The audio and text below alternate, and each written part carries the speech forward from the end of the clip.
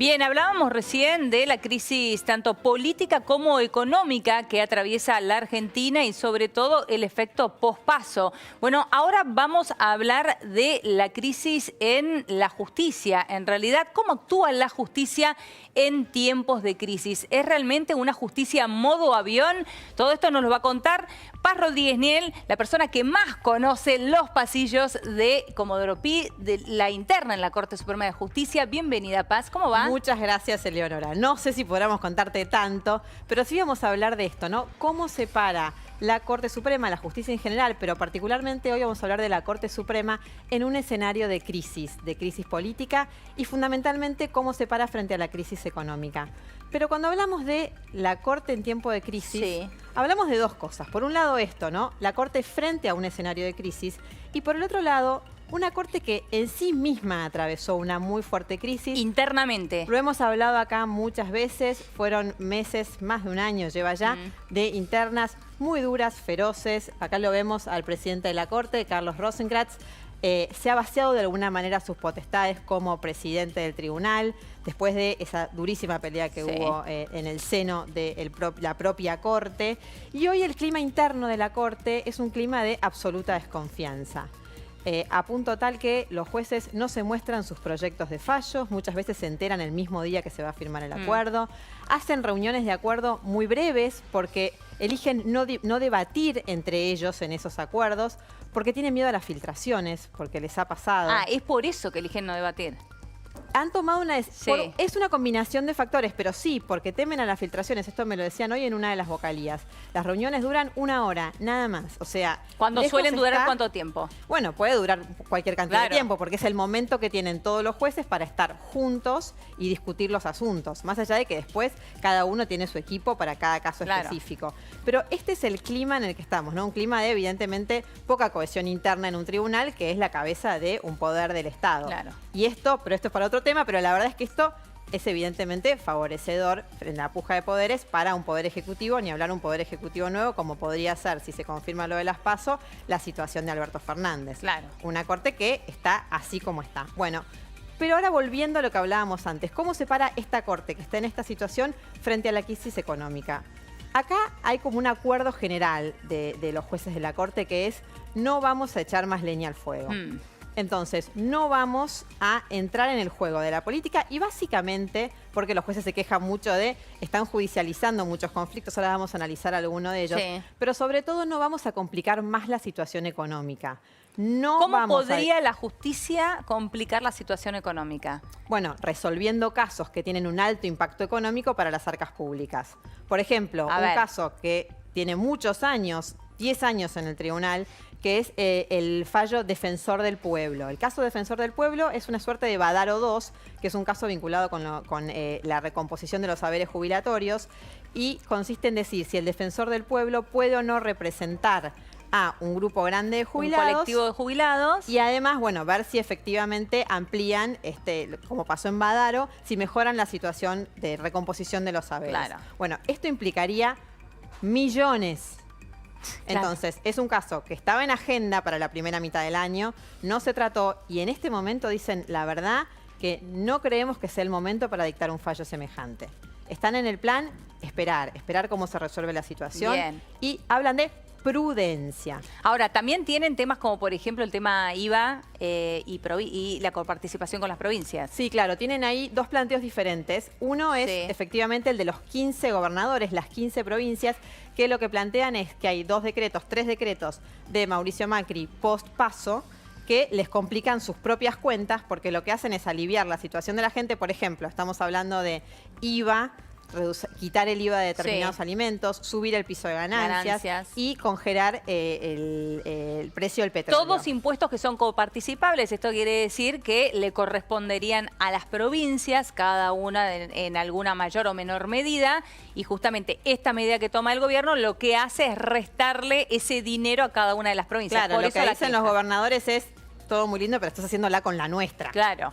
Entonces plantean la inconstitucionalidad, piden medidas cautelares. Y el gobierno cautelares. dicen, seamos solidarios en tiempo de crisis, ¿no? Claro, bueno, ¿qué es lo que...? Y entonces esto así llega a la Corte y llega acompañado con planteos de medidas cautelares que están llamadas a ser resueltas rápidamente. Bueno, acá dos cosas. Primero aclaremos, la Corte no tiene plazos para resolver, nunca, y por eso vemos esto, es que a veces las causas se demoran muchísimo tiempo. Y además acá hay uno de los casos en que no está todavía en condiciones de ser resuelto porque no está el dictamen del procurador respecto a si le corresponde o no como materia originaria el tema. Bien. Petróleo sí. De todas maneras, la decisión es política y la decisión de la Corte es: no nos vamos a apurar a tratar un tema así de delicado, no solamente en este caso por el impacto económico, sino también por el impacto político. Y si vos ves lo que pasó, hoy hubo acuerdo en la Corte. ¿Qué se resolvió? ¿Qué? Ningún tema de trascendencia. Por lo menos no de trascendencia pública. Sí. La semana pasada también hubo acuerdo en la Corte. Tampoco se resolvió ningún tema de trascendencia pública, ni la semana anterior. Ni siquiera han logrado resolver, y esto sí tiene que ver con diferencias internas, ¿cuál va a ser su agenda de causas? ¿Te acordás que el año pasado la Corte había dicho, para fortalecer la transparencia y para contarle a la gente lo que estamos haciendo y para tener vamos a hacer una agenda de casos trascendentes? Sí. Entonces vamos a informar que durante los próximos meses vamos a resolver tal y tal caso. Sí. Originalmente no solamente habían planteado cuáles eran los casos, sino que habían dicho en qué fecha iban a resolver cada uno de los expedientes. Se dieron cuenta de que esto no les funcionaba porque, en primer lugar, conspiraba contra la posibilidad de lograr acuerdos entre los propios jueces porque tenían la fecha prevista. Era una complicación. Pero después dijeron, de todas maneras, vamos a seguir anunciando los casos trascendentes sin ponernos fecha. En esta segunda mitad del año, directamente no han logrado consensuar cuáles son esos casos trascendentes. Ni siquiera los casos trascendentes. No todavía. Hay algunos de los jueces que ya presentaron su proyecto de casos trascendentes a tratar, pero lo cierto es que no hay acuerdo sobre esto. Ahora, esta justicia en modo avión que nos estás explicando muy bien, Paz, uno tiene que suponer entonces que justamente como no quiere jugar políticamente y tampoco quiere entorpecer económicamente la situación que estamos atravesando hoy en día en el país, hasta el 27 de octubre por lo menos va a seguir de la misma manera. Mirá, no lo sabemos, todo se puede modificar. No es una decisión que esté, por supuesto, escrita ni nada por el estilo. Es una decisión que por ahora toma la Corte. También es cierto que la Corte podría rechazar algunos de estos planteos. Sí. Si la idea es no complicar económicamente, bien podría, pero lo que decide es frenar y ver qué pasa, y conservar estos casos, que son además una enorme herramienta de poder, eso la Corte lo tiene claro. Claro, por eso también. Frente a un presidente o a otro, digo, un planteo como el de los gobernadores, es mucho dinero, entonces es también. Y hay otros casos que además no tienen que ver estrictamente con un asunto económico. Por ejemplo, ¿te acordás de la causa vialidad? Es el único expediente en el que Cristina Kirchner está siendo juzgada, está en el banquillo de los acusados. Sí.